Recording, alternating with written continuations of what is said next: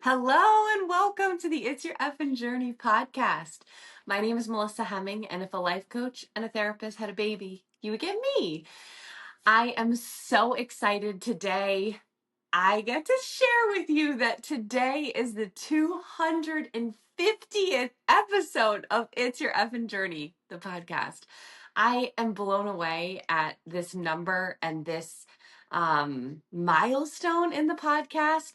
Basically, this puts us in the 1% of podcasters because many people who start a podcast don't keep going, don't keep continuing their consistency. And if that's one superpower I have is consistency. And when I commit to something, I usually keep it going.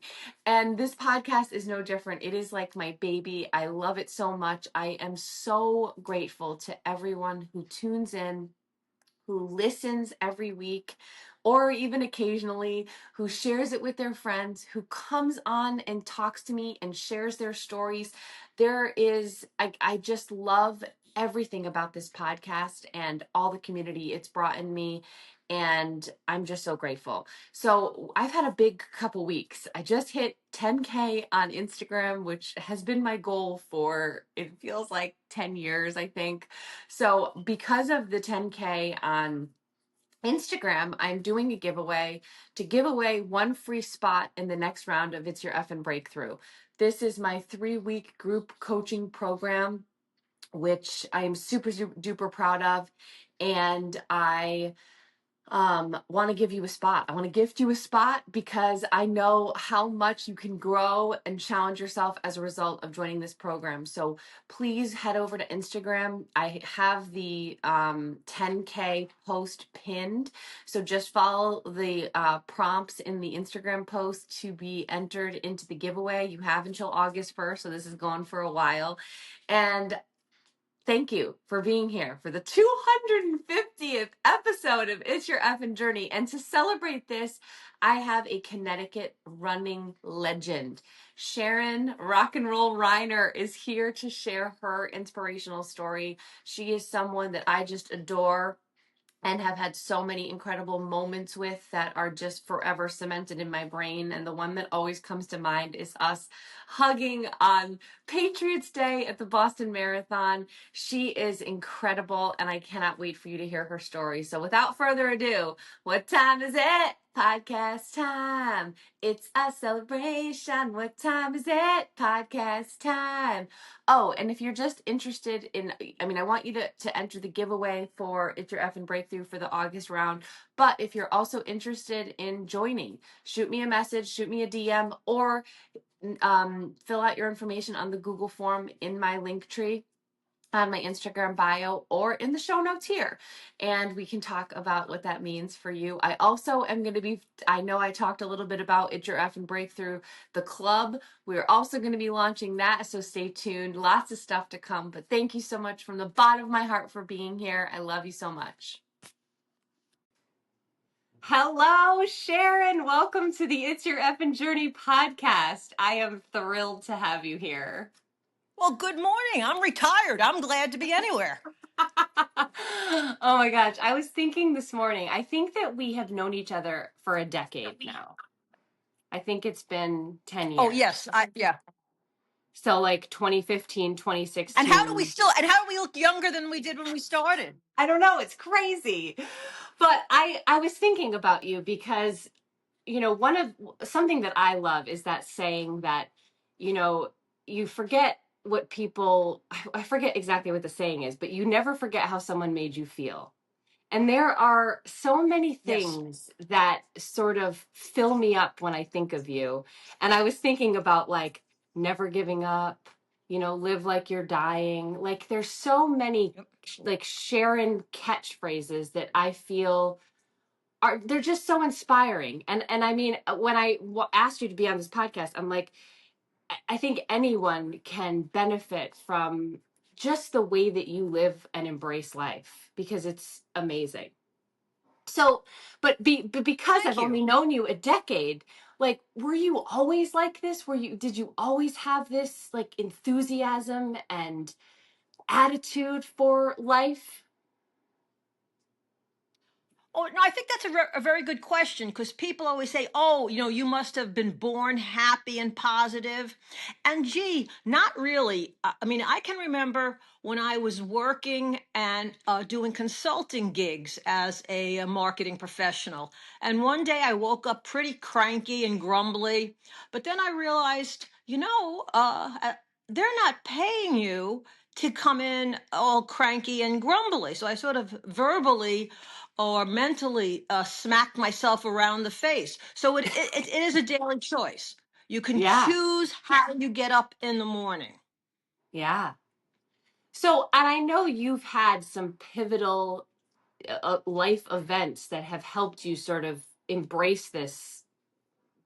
Like, I just feel like you are somebody who just takes every opportunity and runs with it, literally, quite literally, with a smile on your face, right? Like you just soak it all up. And so share, like, can you tell us the story? I love the story of Oh Niantic.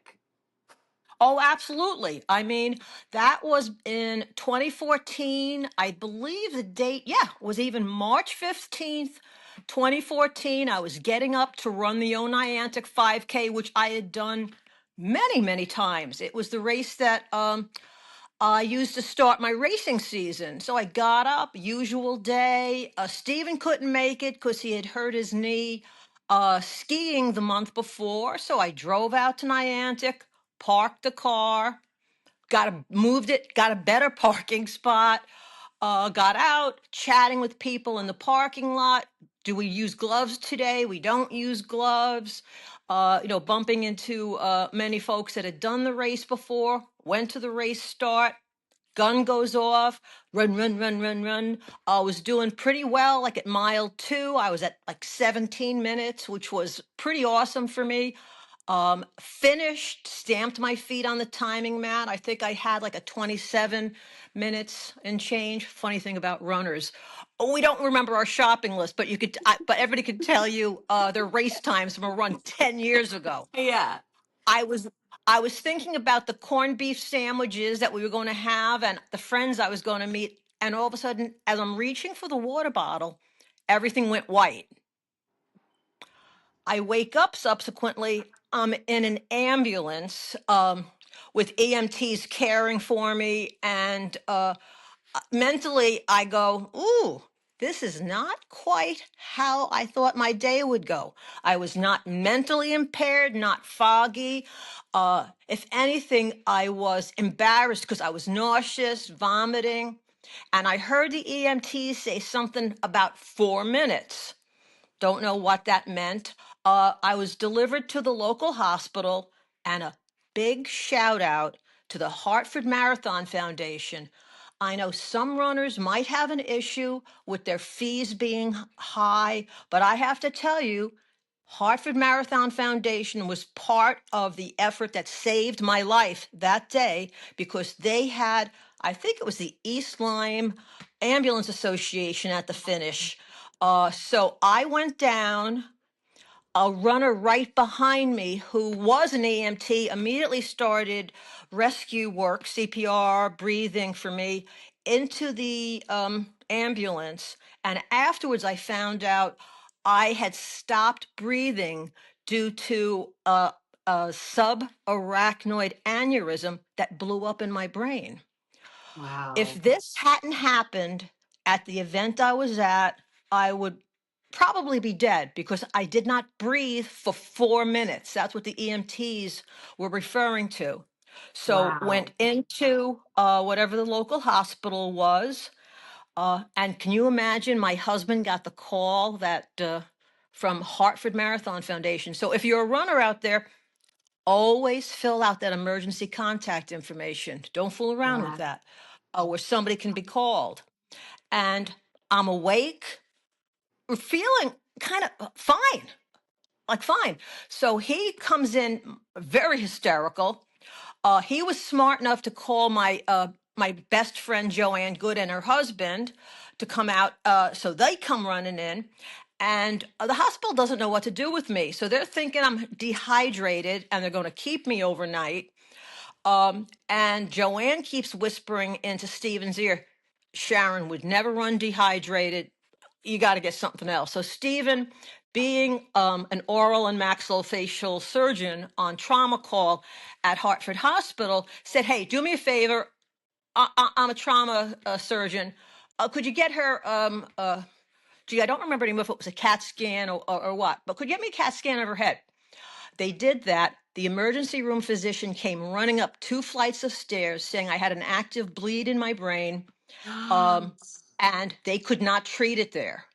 And I had to go to either Yale or Hartford. Now, Stephen was on staff at Hartford, so he said Hartford.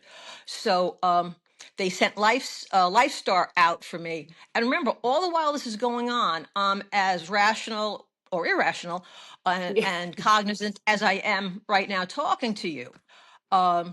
And LifeStar Wow. came, and Stephen had gotten already in the car to race to Hartford Hospital. And Joanne Good, this always makes me tear up, held my hand as they loaded me into LifeStar until they closed the window. Now, here's where there's an interesting side notes to this story. Being a pretty, I don't want to say good Catholic, but a person of faith, I said, gee, this might be the end of my story, and I might be meeting St. Peter pretty shortly. Would you get me a priest to give me the sacrament of the sick or last rites? So they give me they round up a nice Protestant minister. So I said, okay.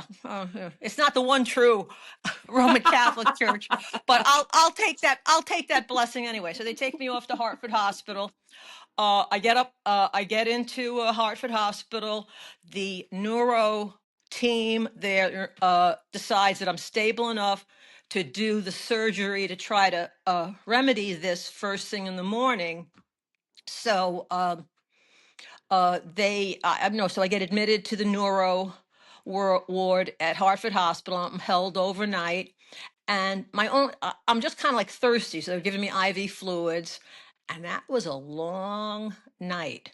And once again, I ask for a Catholic priest to get the sacrament, and they send me. I'll back up. My husband, in the interim, had to call our son, who was in graduate school at Boston College. So he comes down, and the two of them come in the morning to give me a kiss before I go off to surgery. And before I go off to surgery, they send me a blonde, dreadlocked rabbi. And I say, well, Jesus was a good Jewish boy. So they kiss me goodbye, and she sends me off to surgery, singing a Jewish blessing. I And love it. oh yeah, I think the blonde dreadlocks. Not even the rabbi part was the interesting part of the story. Um, I love and that. then and then just some statistics. So when I went down at the race and saw white, 49% of the people die from that.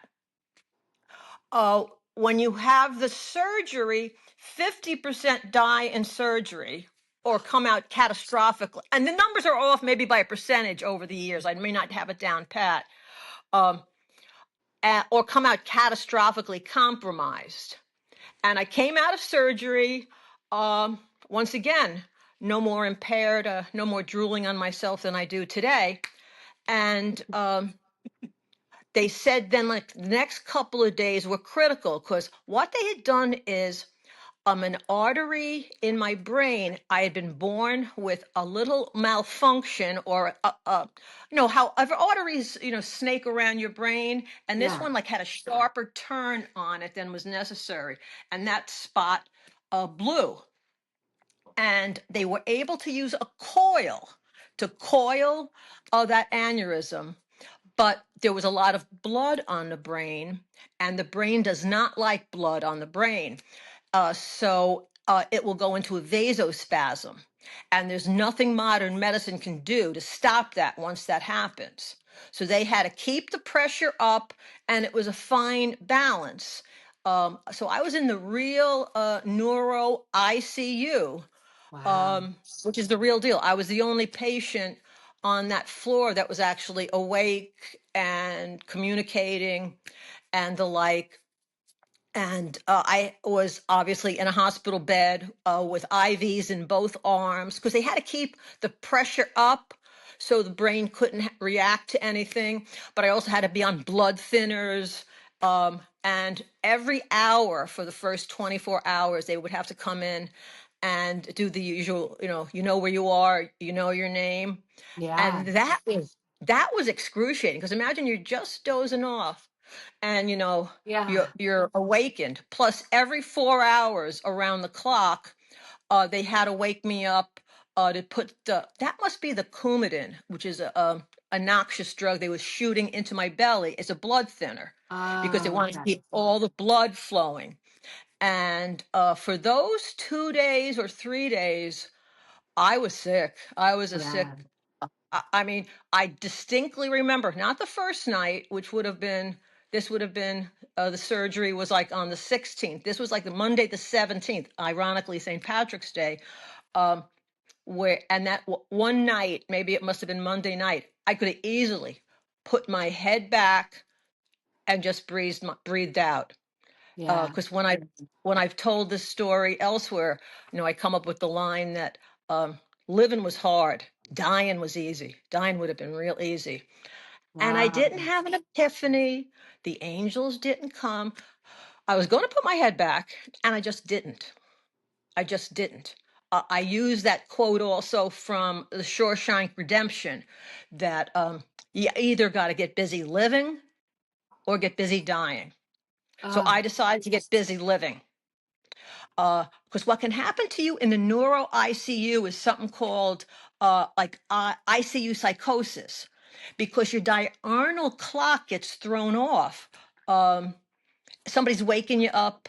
We finally went to every 4 hours around the clock, but the lights are on all the time, so it's easy to go into this ICU psychosis. So wow. Yeah. anyone that came in the room, particularly the staff at Hartford Hospital ICU, I hope you never ever have to meet them, but they are the finest people in life, men and women, because I also got some male nurses who were interesting. Their story is that husband and wife were nurses, their children were nurses. They had a whole dynasty going on Oh, at Hartford Hospital. But I would engage them in conversation, and particularly the patient associates. They're the ones that really take care of you. Um, that one was planning a quinceanera party for her daughter. I asked every day. She even brought me in the samples of the decoration, so I really engaged with oh. her. And I think that's what kept me mentally in the here and now. Asking her Because all the details. can you have visitors in the ICU? Uh, I want to say Like no, it's limited or but something if you can, I yeah. think. Well, of course, Joanne Good that saw me off in the hospital, she got right in, and she was there every day. I was in Oh. the ICU for 14 days. She was in there because Stephen, they said, go back to work. That, there's no need for you to stand here wringing your hands. But Joanne Good visited me in the neuro ICU 10 days. When I opened my eyes, she was there. She was Oh. making sure I was getting fed.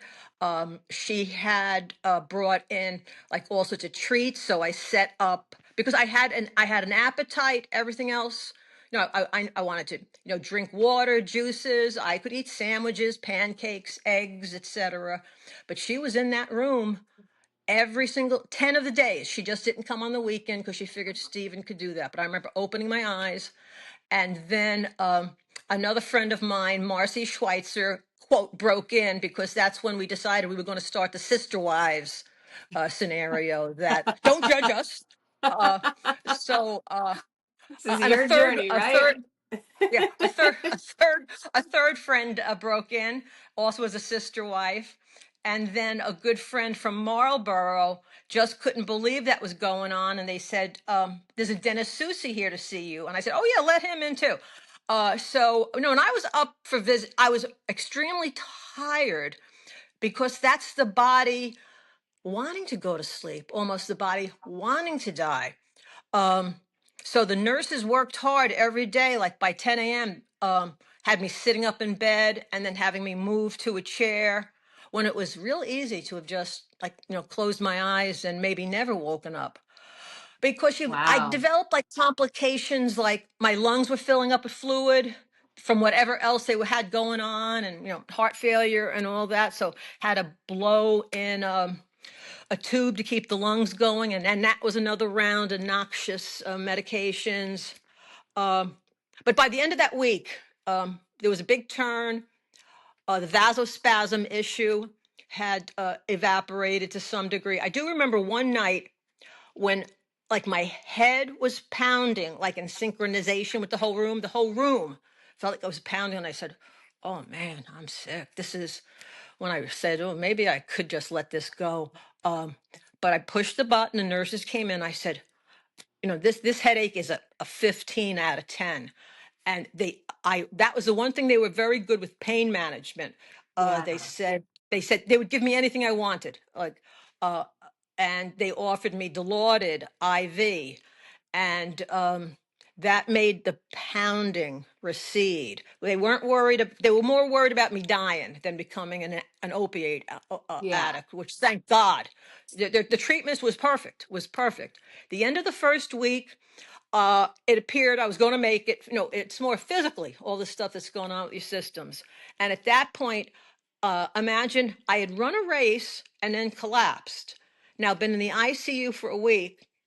Getting sort of sponge baths and all that. But imagine you'll get it, and all the people out there with hair will get it. My hair hadn't been washed, Oh, and I yeah. couldn't.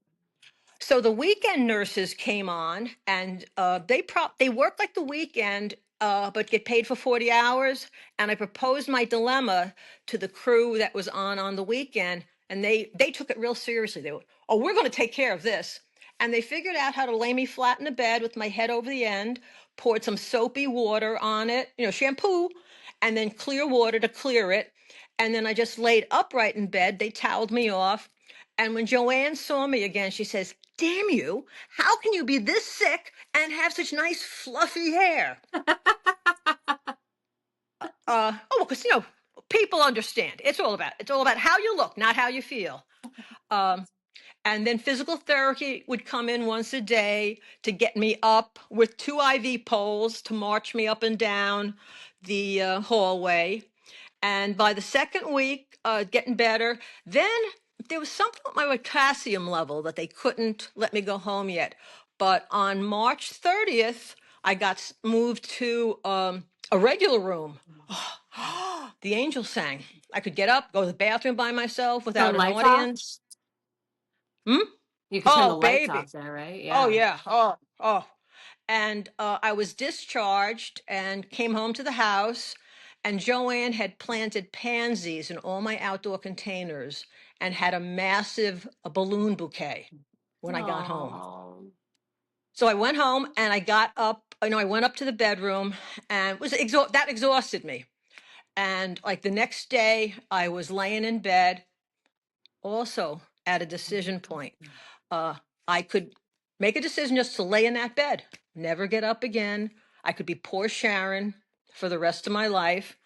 And one of my cats, his name is Bobcat, came and laid next to me, and that was so soothing. So he, like, sort of my cats of all things. I said, "Okay, I'll get up." I would go down to the kitchen. That would so exhaust me, I would nap. But then the next day, I walked to my mailbox. The day after that, I walked to my neighbor's mailbox. And this is April. And by the end of April, I could walk 3 miles. Uh, I started running in May. And I think in June, I was able to run the Hartford Marathon Foundation Rensselaer 5K out by a Cabela's. Oh. I think I came in second place for my age group, because it's all about the age group. Of course you Um, did. And Niantic 5K, when my brain blew up, I was first in my age group. So that we got to have our priorities straight. Coming back, whoever beat me, I said, "Really? What's the honor in beating somebody that's brain damaged?" And then just kept. So that was all conscious. They were just conscious choices. Yeah. Uh, when I was dead for those 4 minutes, no, I didn't see Jesus. There were no angels or other. There was nobody coming to me. I was just wasn't here. And for some reason, and that was partly due to the EMTs, I came back, and then that's been on the path that I've been on for over 10 years now. Because here we And are in 2025, so and that's if 11 you years. hadn't been at that race, it would Yes, not be this outcome. I would. If it happened at home, I'd be dead. Yeah. Because Wow. whatever blew, when that aneurysm blew, stopped the breathing. The heart was still going, but the breathing stopped. Yeah. And then, Wow. of course, in 2016, just because God has a great sense of humor, in 2016, I had invasive ductal breast cancer. And that almost broke me. I remember putting my Christmas ornaments away and my knees buckled because I said, is this my last Christmas? But you would remember that in January, we used to do the January Frozen Feet Challenge. So, I had to go to the radiologist, and that's when you get the phone call that it's cancer. And then I went to the breast cancer surgeon in Middletown, and our friend Julie in Middletown, I had said, "Hey, Julie, I got this doctor's appointment, but I want to keep if you miss one day of walking or running, you're out of the challenge. I want to." So I'm in meeting with the breast cancer surgeon, and I see pom-pommed hats going by the window. And I said to her, "Oh, what are the choices?" And I said, she said, there are people with magical thinking that want to go with the peach pits and crystals and that kills you eventually. No disrespect to people that think the crystals and whatever, or you could wait and see or do surgery. I said, let's book the surgery. So we booked it for January 26th. And I said, I ain't got no more time for this appointment because I got my friends outside and I got to walk a mile with them. And at least two friends, and I'm sorry, anybody listening to your podcast, two of them didn't even know why they came. It's just that Julie said, you got to be at this medical building in Middletown because Sharon needs you. And that was Lori Riley said she didn't even know why she was there. So they asked me, why am I here? And I told her, that story. And when the breast surgeon scheduled the surgery, I said, well, I'm running a marathon in May, the Run for the Red in Pennsylvania. Can I still run the marathon? Breast cancer, ain't got no time for that. And did. So I had the surgery. Luckily, I'd caught it early enough. So all you women out there, please examine yourself. Do not trust the medical community. Do not. I had just had a mammogram in April, and December of that year, I found a lump taking a shower that was invasive ductal cancer. If I hadn't found it, it would have gone into my lymph nodes, and I wouldn't be enjoying this this podcast with Melissa here. I had the surgery, 20 rounds of radiation, and then did not and had like a partial mastectomy, and never had to do the whole chemo deal. Kept my fluffy hair, Well, and you never stopped moving that whole time. Even that was when I learned that when you walk with Sharon, you still run because Sharon is such a fast it's a walker. little brisk. I'll never forget that day. I was like, "Oh, we're going to take a walk with Sharon." And I was like, "Okay, I'll wear like walking clothes." Oh no. Oh no. You never Got stop. places You to go. never stop. No, you got places to go. You got people to see, and yeah, because it was that year we had the celebration out at Elizabeth Park where we all walked and ran and like all day, just because it Yes. was the last day of that challenge, and we had a big table full of food out. Uh, Yes. yeah, oh yeah, we had a wonderful day out there, and yeah, and then I had to take a pill a day, what was kind of noxious, but yeah, I ran that marathon in May. So that was 2016 and got my first Boston qualifying time that got me to see you in Boston 2017. Oh my God, yes, that was the best. Like those That pictures was still like make me so happy. So you, happy. how many times have you qualified for Boston now? It's been every year Uh, since then? I ran it in 2017, did not get in for 18. That was that terrible torrential sideways icy rain. But then Yes. 2019 and every year since. So last year, yeah, or was it, where are we in the time and space? Yeah, 2025 was my seventh, Oh my really God. in a row. And my run in Boston this year punched my ticket for 26 because it was, I have a 10-minute buffer for my age group to Wild. get back into Boston. And so now you But are, I mean, you run Boston every year. You're living in Hilton Head now, retired. What are your running goals now? I know you're now doing, is it duathlons or triathlons? oh, that's I moved here in 21. And it's hard in your 60s to be the new kid on the block. So when I moved here, I there are two running clubs, Palmetto Running Company and Hilton Head Running Company. So I just showed up at both of their races, and the community here is so welcoming and inclusive, no matter your age, no matter how fast you are. Really, the running, the ultra, the tri community couldn't be better. So Hilton Head Running Company was putting on a beach triathlon. So I volunteered that year, and then I've subsequently run the duathlon because I don't put the time to learning how to swim in the open ocean. Yeah. And in 22, having never raced a bike competitively, minimal biking, I signed up for the duathlon, and I was like probably the happiest, most excited person there because I was like, "Oh, do I know racking a bike? Do I know how to rack a bike? Absolutely not. Uh, Absolutely not. Do I know how this whole thing works? Absolutely not. But I had written in just Facebook posting, have I ever allowed my lack of ability and lack of common sense to stop me from doing something fun? Absolutely not. And the highlight of it for me was when they put your number on your arm. That was the best. Really, the performance at that point, running, 0.75 of a mile, then getting on your bike, riding 6 miles, and then doing a 5K. Uh, but everybody was just out there. I mean, really, people are really good. More power to them. And I was just having a blast. I didn't want to fall off the bike, get hurt in the transition, bring 100 bikes down on me. Yeah, so I did that. I So did that, I mean, and you've done Ragnar's, like everything. yes, Is there anything that you won't do?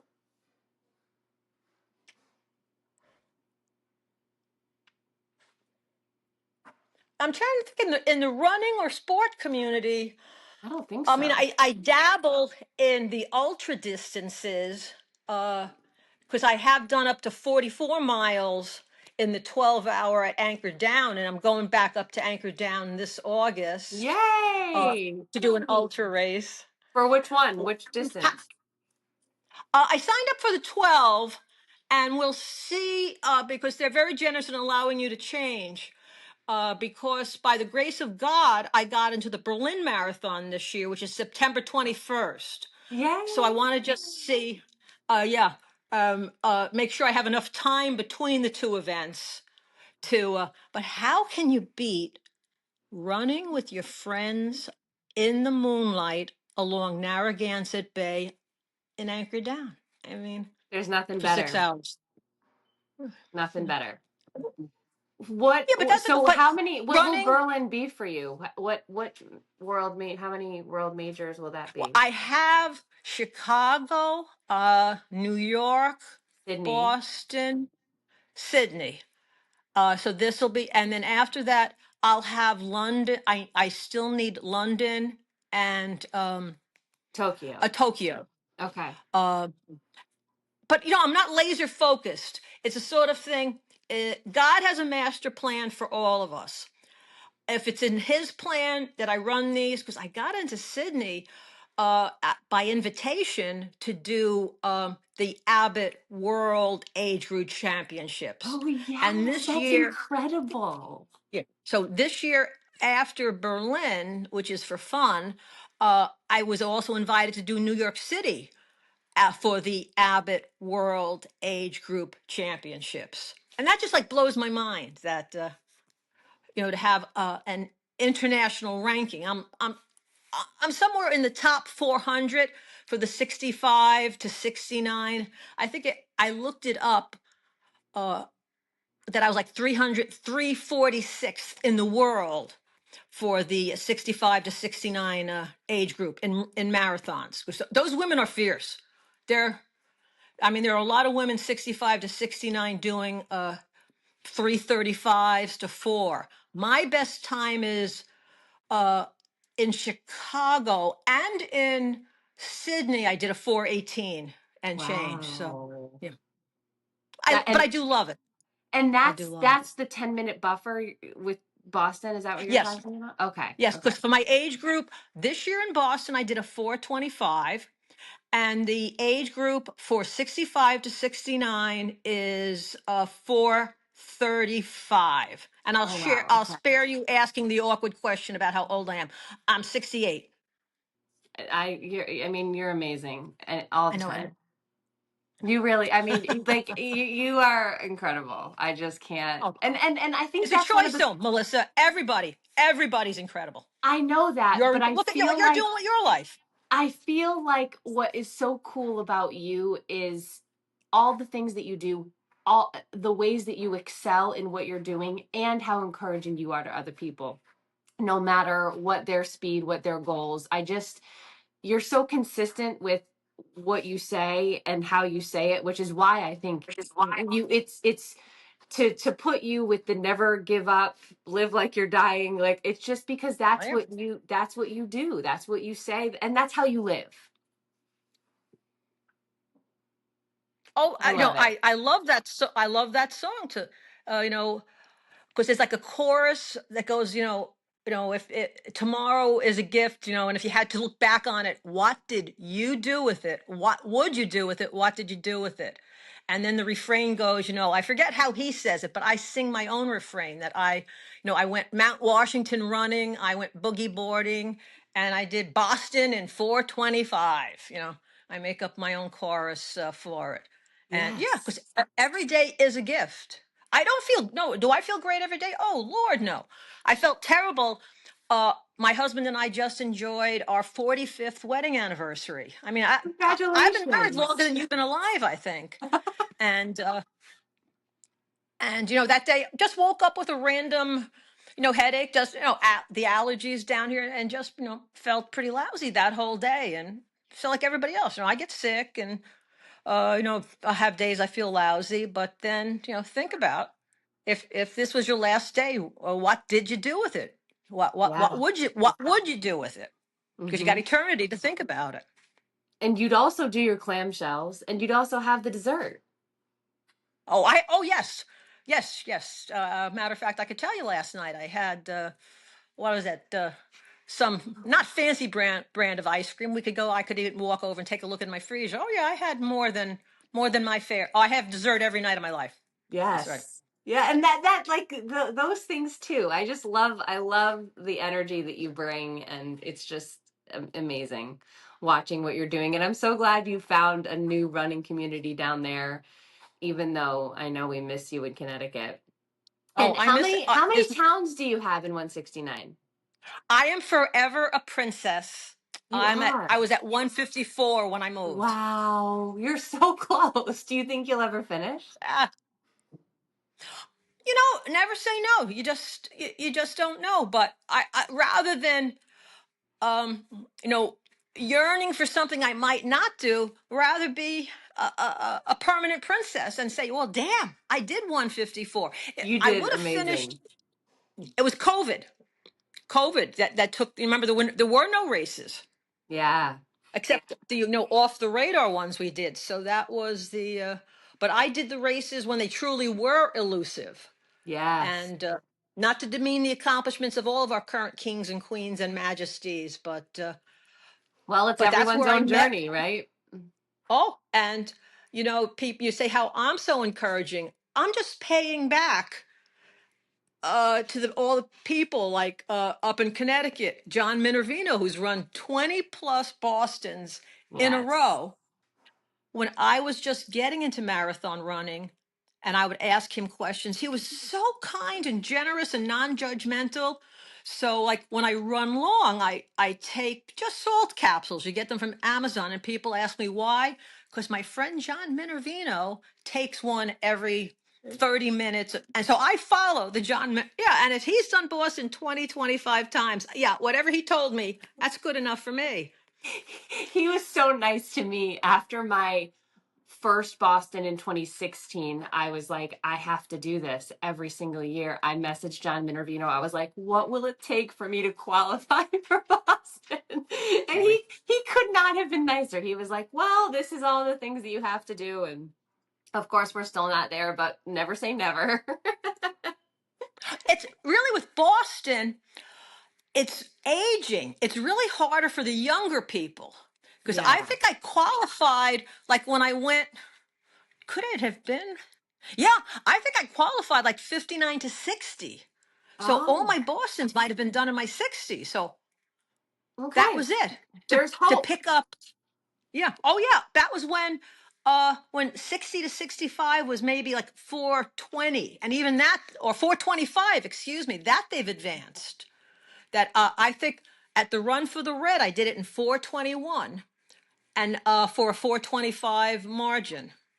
But Oh, I loved that whole tribe in Connecticut, though, were the best people ever. Very, accepting and just fun. It was like if you placed, awesome, but if you didn't, did you have the best day ever? Yes, you yes. did. Yes, you did. Yes. Yeah. Absolutely. Bacon and breakfast afterwards, and just goofy, good fun while you're out there, slapping each other's butts if you pass somebody. Yeah. Yeah. Yeah. And I mean, we've done so many incredible races like that stupid arena attack running I was around. just telling somebody that we did 65 laps around the Hartford Civic Center. And that was so awful that It we was all terrible. repeated it the second year because how could we do? Yeah, but we said, oh no, let's do that a second time. What?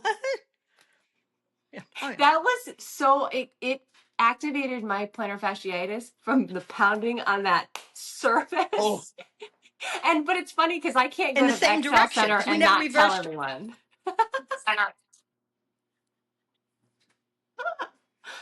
And So you're really at the bad. end of your days. That's what it's all about. It's all about the Yes. stories. While I'm in the nursing home and demanding that they play Bruce Springsteen or Bruno Mars on the intercom, and I have my Boston and Anchor Down medals. Yeah, yeah. Yeah, that's awesome about you too, because you always are rocking your medal for like weeks after, right? Like a good week, right? Oh, I wear it to the gas station, the supermarket. Oh yeah, absolutely. I wear the medal.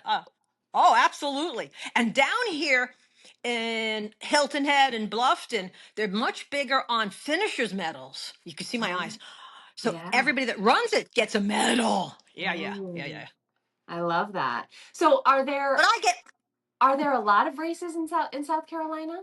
oh It seems yes, like oh you're my running a gosh. Yeah, because I mean, it's hot, but like really right now, there's a race every single week. There's two called Dolphin Dash as a 5K and Dolphin Dash and like the turtle trot, where you pay your $25. No, there you get a shirt, but it benefits the turtle trackers that are out to protect the shoreline. So when the loggerhead Oh, turtles come ashore to lay their eggs, that so one of the races funds, and those volunteers, are out there overnight from nightfall till 8 p.m. till 8 a.m. to see if turtles had laid their nests and put I protective love that. barriers around them. So, of course, being that we're coastal, it's very, very environmentally Yeah. important. So, if anyone comes down here over the summertime from Memorial Day to August, you can run everywhere on the beach. So, imagine the sunrise. Like, I'm not an early Yeah. morning person, but the sunrise on the beach is. It's perfect. Yeah. Oh gosh. Well, thank you so much for coming on and sharing your incredible story. And I just always love chatting with you.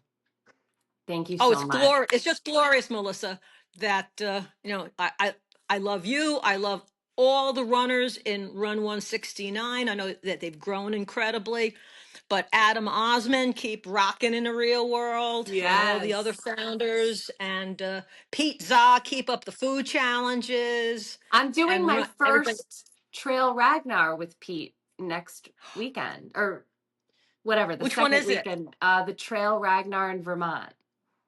One, he is such a great organizer, and it's the great. I do miss the Ragnars, tremendously. This But is my down here we first did one get a since team. Cape Cod. Yeah. Oh, and reach the beach. It's all about the Yeah. people you meet, and you keep them in your heart forever, like you, Yes. always with Yes. me. I love you. Thank you for I love coming you more. on. Have the You're very best welcome. day, and I will talk to You you too, and I'm soon. so proud of you. I'm so proud of you. Good luck in Berlin. I Thank can't you very wait to much. hear about that one. Oh, you'll be hearing about it, Melissa. And good luck to you in this next new chapter of your life. So Thank proud you. of you. All right, we'll Okay, talk to you bye now. soon. Bye. Bye. I hope you loved that chat with Sharon. Sharon, thank you so much for coming on and taking time out of your busy retirement schedule to share your story with us. You always continue to inspire me, and I know that everyone who listened will feel exactly the same. Thank you for listening. If this episode spoke to you or touched your heart, please feel free to share it with a friend or take a screenshot and share it in your Instagram stories and tag me. I would appreciate it so much, you getting the word out and spreading the word about this podcast. Thank you so much for being here. Have a great week, and we'll see you soon. Mwah!